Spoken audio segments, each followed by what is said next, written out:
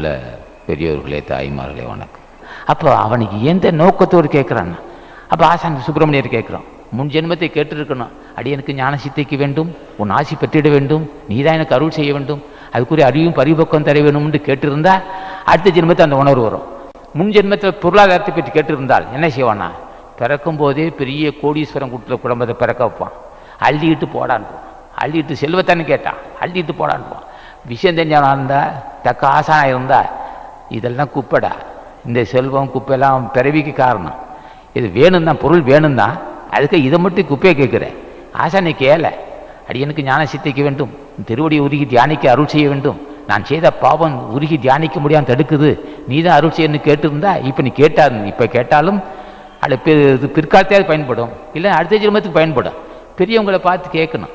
உலகத்துக்கே தலைவன் சுப்பிரமணியரை கேட்டு ஆசி பெற்றிருக்க வேண்டும். இப்படியெல்லாம் இருந்தால் தான் மனசை புரிந்து கொள்ள வேண்டும். அதே சமயத்தில் நோயில்லா வாழ்வு.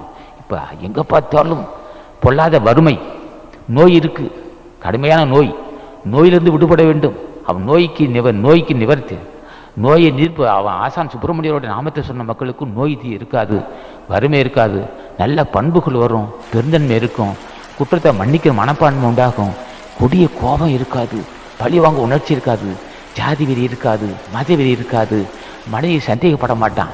சந்தேகப்பட்டு என்ன செய்ய போகிறான்?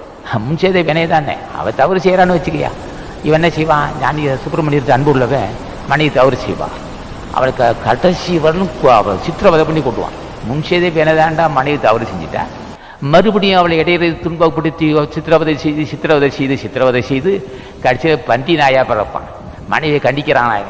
அதே உள்ளவன் இப்போ சுப்பிரமணியர் ஆசிருந்தா, ஏ மனமே, முன் செய்த நீ என்ன பாவம் செஞ்சு இன்னொருத்த மனைவிக்கு எடுத்துருப்ப, இன்றைக்கி அவன் துன்பத்தை அனுபவிச்சுக்கிறேன், நீ போய் அவனுக்கு அவ்வளோ சித்திரவதை பற்றியே மறுபடியும் நரகத்துக்கு போக போகிற.